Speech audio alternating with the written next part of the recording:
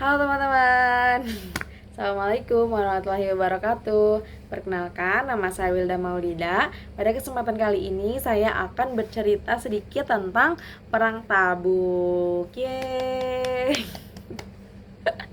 Oke, jadi teman-teman, pada tahun ke-9 Hijriah nih ya, setelah Nabi itu menang dari perang Khandaq gitu ya. Kan Nabi nih udah perang Khandaq nih. Nah, dari situ tuh di Madinah tuh terdengar isu-isu kalau misalnya Romawi itu lagi nyiapin 100.000 pasukan untuk nyerang Islam gitu, untuk nyerang Nabi Muhammad SAW. Nah, ini kok apa sih kayak makin hari nih isunya makin jadi-jadi gitu. Jadi kayak karena Nabi ini takut isu ini tuh benar gitu ya, benar terjadi gitu kan. Akhirnya Nabi di situ segera mengambil strategi. Nah, jadi apa itu strategi Nabi? Strategi Nabi itu salah satunya adalah mengumpulkan pasukan Islam dan juga mereka mau berangkat ke Tabuk ya. Tabuk itu daerah perbatasan dengan daerah perbatasan Romawi. Jadi Nabi tuh di sini mikirnya daripada si Romawi ini ngehancurin Madinah gitu kan, ya mendingan Nabi yang nyamperin ke perbatasan Romawi gitu. Nah, tapi teman-teman, ini tuh baru strategi gitu. Nah, ketika Nabi ini ngomong ke sahabat-sahabat terus ke pengikut-pengikutnya, itu nggak semua langsung oke, ayo gas gitu. Nah, gitu enggak. Jadi tuh pas Nabi tuh ngomong gitu kan, bahwa kita tuh akan berangkat ke Tabuk untuk langsung aja menemui Romawi, ini tuh banyak pro dan kontranya teman-teman. Nah, kok ada pro dan kontra gitu kan? Ini tuh kenapa ada pro dan kontra, karena waktu di Madinah itu saat itu ya, pada zaman itu tuh kayak musim itu lagi panas banget. Itu tuh kayak yang matahari tuh emang bener-bener panas gitu kan. Nah, selain yang pasti cuacanya lagi panas, itu di Madinah juga lagi musim kurma gitu. Jadi kayak kurma tuh lagi lagi panen gitu loh. Nah, jadi kan kayak udah mah kurma panen gitu kan, pasti banyak turis nih ke Madinah gitu kan, pasti dapat uang lah gitu, dapat cuan gitu kan. Nah, tapi di satu sisi gitu kan, terus di satu sisi juga kan panas banget gitu kan. Nah, jadi itu di sini inilah yang ngebuat warga Madinah itu, pengikut Nabi itu kayak nggak langsung ngeiyain untuk ikut ke perang Tabuk ini gitu Pak. Dan banyak juga teman-teman yang kayak nyari-nyari alasan, terus kayak gunung nggak ikut, terus juga kayak yang emang ngomong nggak mau ikut gitu loh. Nah, gitu.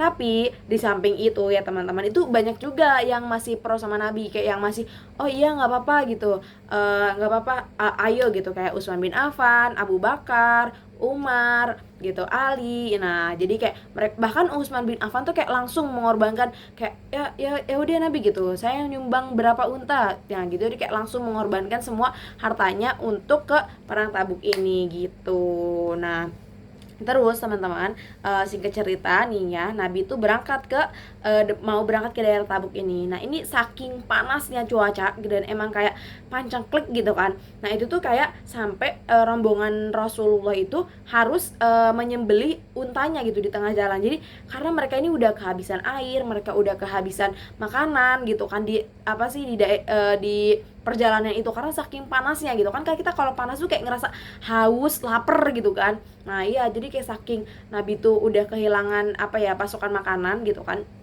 Jadi akhirnya Nabi tuh menyembelih unta-untanya gitu. Jadi beberapa menyembelih untanya gitu. Nah, terus singkat cerita, udah nih Nabi nyampe nih di daerah Tabuk gitu kan, daerah Tabuk. Ini kok ditungguin nggak datang-datang gitu kan Romawi gitu kan. Dikira tuh Romawinya udah ada gitu. Ternyata tuh Romawi juga setelah mendengar kalau misalnya Nabi itu bawa 30.000 pasukan untuk menghancurkan Romawi gitu kan. Nah, si Romawi ini juga ternyata takut teman-teman. Jadi dia itu malah balik lagi. Nah, terus kayak Nabi ini awalnya nggak tahu kan kalau misalnya si Romawi ini balik lagi. Jadi kayak Nabi nunggu ini 1 hari nggak datang gitu kan, 2 hari nggak datang, 3 hari nggak datang juga nih, masih nggak datang juga nih. Nah, terus selama nunggu ini Nabi tuh nggak diem aja. Jadi Nabi juga sambil kayak keliling-keliling ke kepala suku, jadi kayak mendakwahkan Islam. Terus Nabi juga kayak bersosialisasi lah gitu, bekerja sama sampai kepala-kepala suku di daerah Tabuk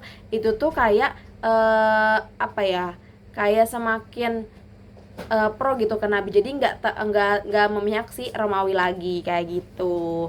Nah terus setelah nih ditungguin si Romawi ini kok nggak datang gitu kan, akhirnya Nabi memutuskan untuk pulang ke Madinah. Nah seperti itu, udah perang Tabuknya selesai. Nah jadi intinya itu teman-teman, ketika perang Tabuk itu sebenarnya Nabi itu nggak perang, pertama tuh nggak perang gitu, karena yaitu Romawinya itu balik lagi. Nah tapi di perang Tabuk ini tuh banyak banget pelajaran yang bisa kita ambil. Yang pertama itu tuh kayak di sini tuh membuktikan gitu, yang mana orang munafik dan yang mana orang yang bener-bener apa ya, mengikuti Nabi gitu kan. Karena tadi yang di udah musim panas gitu kan, panen kurma itu kayak udah susah banget gitu kan. Nah terus selanjutnya juga di sini tuh kayak menguji kesabaran dan ketabahannya umat muslim gitu. Tadi kan yang ikut perjalanan pun gitu nggak mudah gitu. Di perjalanan itu kayak udah panas banget, terus juga pasokan makanan habis gitu kan. Nah jadi ini tuh benar-benar menguji kesabaran dan ketabahannya umat muslim seperti itu. Tapi pelajaran selanjutnya itu juga nih ngebuktiin kalau misalnya Nabi itu tuh selalu siap gitu, walaupun kayak misal ini kan perang Tabuk nih termasuknya perang yang tiba-tiba gitu kan, tiba-tiba ngedengar Romawi mau nyerang. Nah tapi di sini tuh membuktikan kalau Nabi tuh kayak selalu siap untuk mengorbankan apapun terhadap Islam ini gitu teman-teman. Jadi kayak di sini Nabi tuh kayak ya udah ayo kita aja nyamperin ke sana gitu, daripada kota Madinah ini hancur gitu teman-teman. Nah di sini juga membuktikan kalau misalnya Nabi tuh strateginya tuh sangat bagus gitu loh teman-teman. Jadi kayak Nabi tuh selalu memikirkan hal-hal yang ke depan gitu.